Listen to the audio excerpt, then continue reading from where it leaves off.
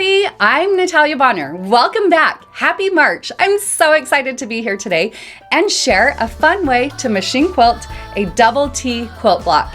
I love this block. It's so much fun. Now, I do have a brand new class available now over on our website, peaceandquilt.com, where I will teach you 12 more ways to machine quilt this awesome block. Hop over there and register today. Let's get stitching.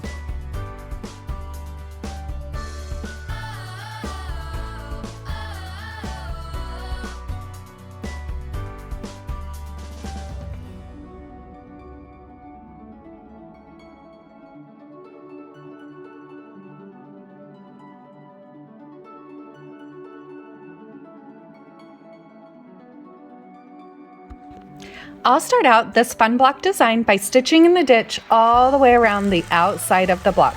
Once I have my stitch in the ditch work complete, now I'm going to use my 4-in-1 machine quilting ruler, begin at any point on this block, and I'm going to stitch in the ditch around the block between the white prints or the white color and my blue and oranges.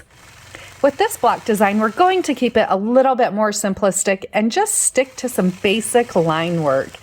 Of course, you could always dress it up and make it your own, but sometimes more simplistic just seems to be the perfect fit.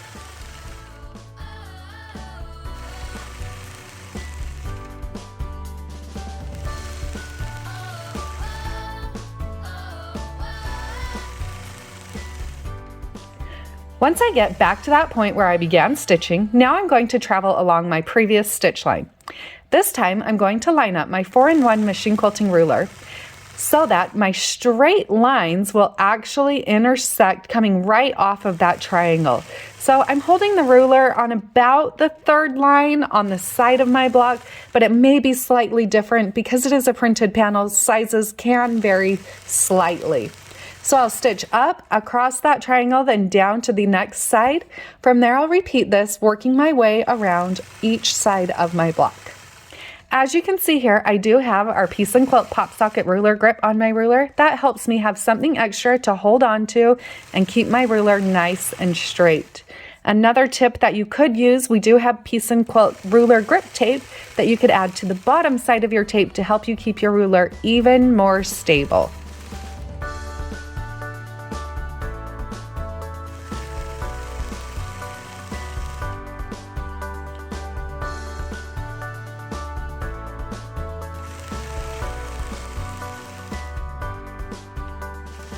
Once I've worked my way all the way around the block, adding those straight lines, now I'm going to work in the white sections. So I'll travel along my ditch, moving in about a ½ inch. From there, I'll hold my 4-in-1 machine quilting ruler, so the side of that ruler, or the first line marked line on that ruler, sorry about that, lines right up on the side of my block, so right along that ditch. That will give me an evenly spaced line. As I stitch towards the center of that triangle, I'll stitch until I think is the middle. I may have to adjust to keep my spacing nice and consistent. This is a place where you could go through and add markings before you begin your quilting, but I like to keep it simple and just go for it using the markings on my machine quilting ruler. I'll work my way around all of those sides of my block, adding that echo to the outside in the white sections.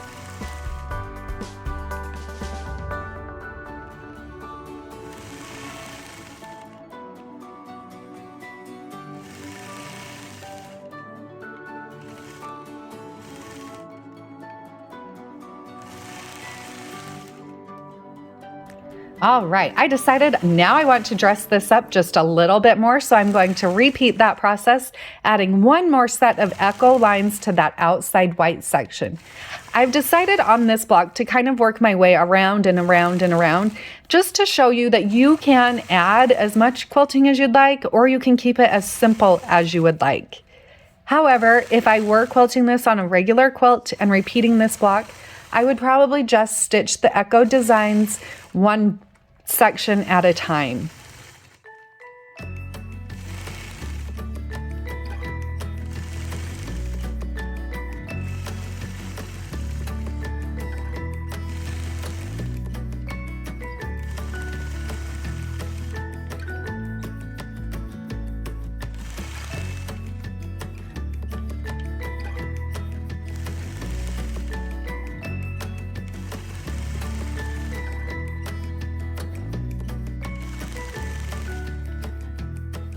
Now that I've made it back again to that point where I started quilting, let's dress the middle portion of this block up just a little bit more.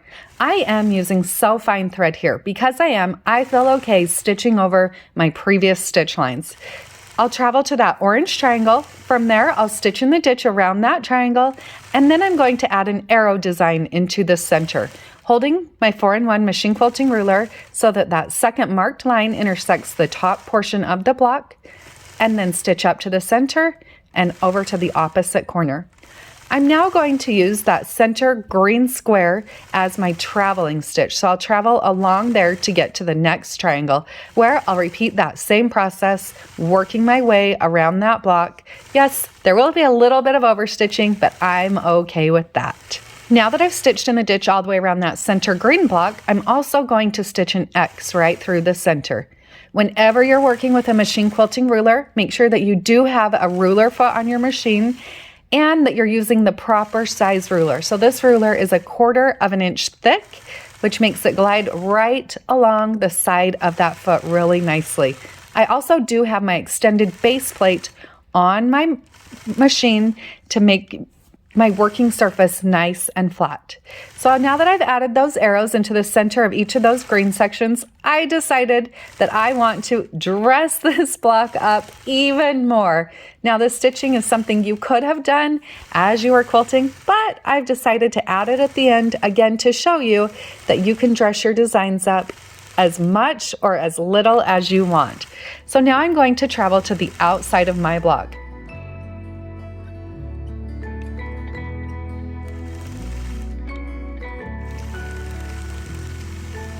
From there, I'm going to stitch a straight line from that point right up to my triangle.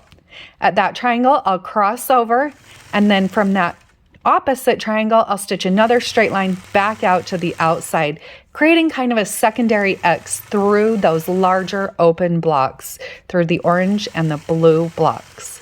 Now I'll move to the next section and I'll repeat that process, adding that little X design to the block. Now from there, I'll continue on and move to the next blue section where I'll repeat that process.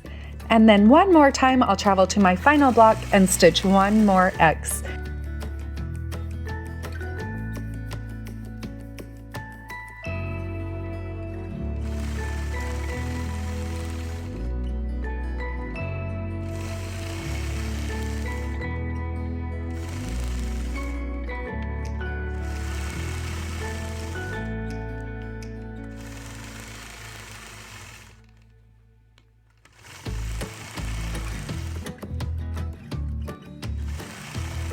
I love how this block turned out. It is such a fun block. Don't forget to check out our full class called the Double T. I have 12 more awesome designs that I'm teaching you how to quilt on a double T quilt block. Have a great day, everybody.